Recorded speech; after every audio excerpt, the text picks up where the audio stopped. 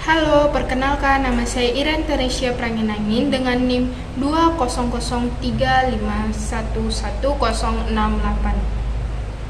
Saya akan mereview materi dari kepemimpinan dan program kerja.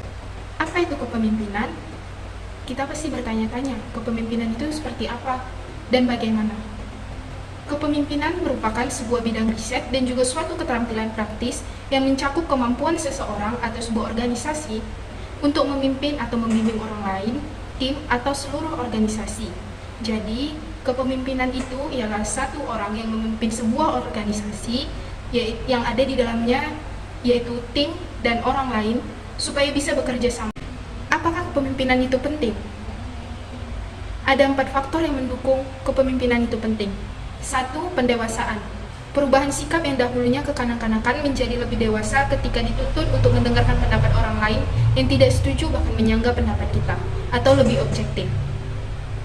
Pendewasaan berarti kita bisa menghargai pendapat orang lain, biarpun itu menyanggah pendapat kita sendiri. Nah, di sisi pendewasaan ini, kita akan belajar menyelesaikan suatu masalah, sehingga saat pendapat kita berbeda dengan pendapat orang lain, kita bisa mencari titik tengahnya di mana kita dan orang lain mendapatkan keuntungan. Yang kedua itu kritis, rasa ingin tahu dan ingin menyelesaikan masalah.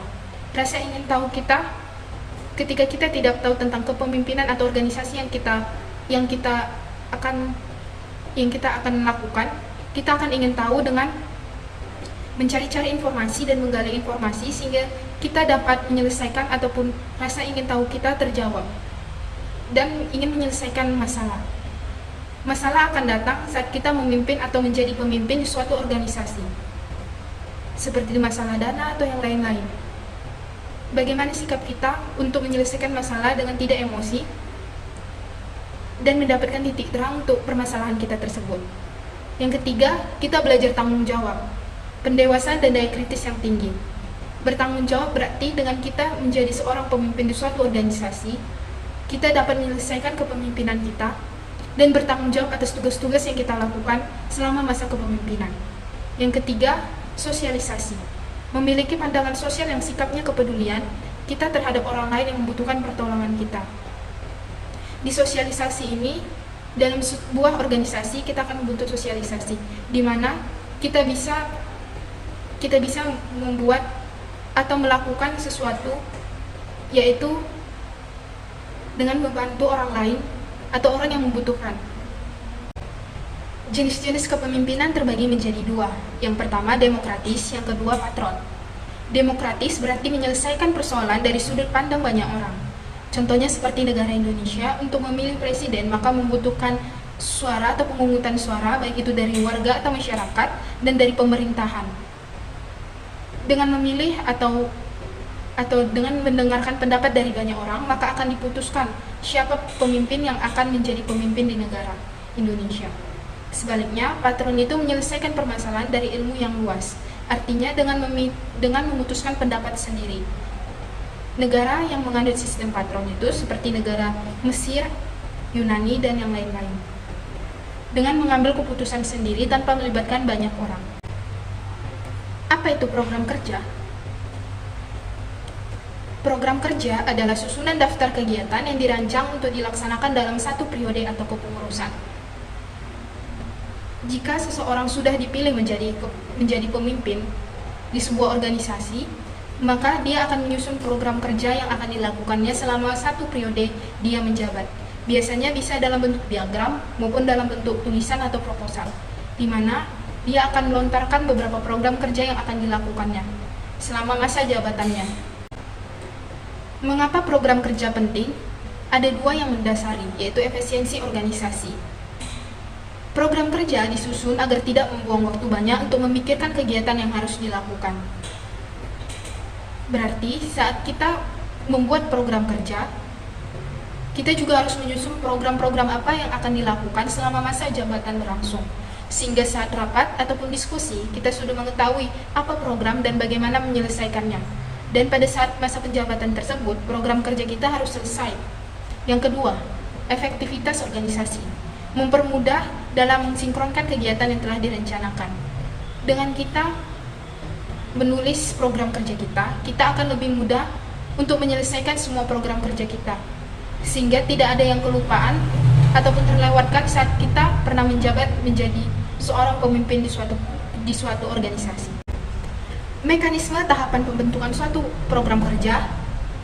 Tahapan atau proses penganalisa terbagi menjadi 4, yaitu visi dan misi, GBHO, GBPK, dan program kerja. Mekanisme tahapan pembentukan suatu program kerja timbul dengan adanya terlebih dahulu visi dan misi. Ini akan memberikan titik fokus untuk membantu menyelaraskan sebuah organisasi, sehingga memastikan bahwa setiap orang dapat bekerja untuk satu tujuan. Yang kedua, GBHO. Yang dimaksud dengan GBHO yaitu suatu haluan organisasi di dalamnya ada garis-garis besar sebagai pernyataan kehendak mahasiswa yang pada hakikatnya adalah pola dasar kerja. Yang ketiga yaitu GBPK.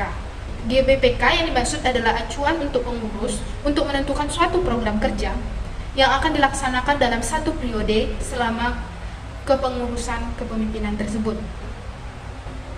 GBPK itu sendiri masih bersifat umum dan dijelaskan lebih lanjut dalam program kerja yang akan dijelaskan lebih lanjut melalui rapat kerja. Sehingga dari visi dan misi sampai GBPK, maka terbentuklah suatu program kerja itu sendiri dalam sebuah organisasi. Sehingga dengan adanya program kerja, setiap orang dapat memahami lebih mudah dan dapat langsung menyelesaikan program kerja dalam satu periode atau kepengurusan suatu kepemimpinan tersebut. Jenis-jenis program kerja terbagi menjadi 3, yaitu sifat, rentan waktu, dan target. Sifat. 1. Program kerja yang bersifat terus-menerus atau kontinu. Program kerja seperti ini akan dilakukan secara terus-menerus, tidak hanya sekali, oleh suatu organisasi. Kesulitan mengimplementasikan kerja umumnya akan dihadapi saat pertama kali melakukan jenis program kerja ini. Yang kedua, program kerja yang bersifat insidental. Program kerja seperti ini umumnya dilakukan pada suatu waktu tertentu oleh suatu organisasi, biasanya mengambil momentum waktu yang penting, seperti ikut bergabung dengan Omnas lain pada waktu doa bersamaan untuk Gus-Gus. Yang ketiga, program kerja yang bersifat tentatif. Program kerja ini sifatnya dilakukan sesuai dengan kondisi yang akan datang. Alasan dibuat program kerjanya ini yaitu karena kurangnya terjaminnya faktor pendukung ketika diadakannya perencanaan mengenai suatu program kerja. Rentan waktu. Pertama, program kerja untuk satu periode. Program kerja yang disusun saat satu periode itu harus dilakukan pada saat satu periode atau dalam satu periode di mana seorang pemimpin itu akan menjabat sebagai pemimpin. Yang kedua, program kerja untuk waktu tertentu.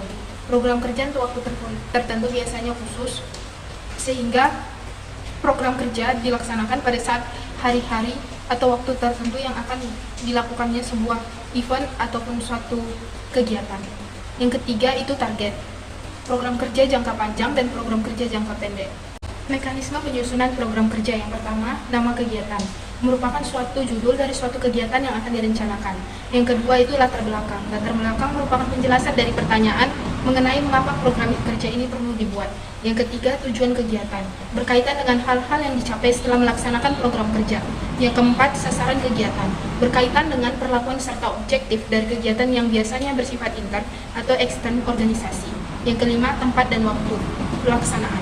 Menjelaskan mengenai tempat dan waktu pelaksanaan dari program kerja yang akan direncanakan. Yang keenam, anggaran dana. Menjelaskan tentang besarnya dana yang diperlukan saat melakukan suatu kegiatan atau event. Yang ketujuh itu penanggung jawab kegiatan. Berisikan informasi mengenai nama-nama orang yang memegang tanggung jawab kegiatan. Yang kedelapan, indikator keberhasilan. Ukuran yang dapat menunjukkan terlaksananya suatu program kerja atau keberhasilan. Yang kesembilan, keterangan. Berisikan tambahan informasi lainnya bila diperlukan. Sekian yang bisa saya sampaikan mengenai review kepemimpinan dan program kerja. Terima kasih.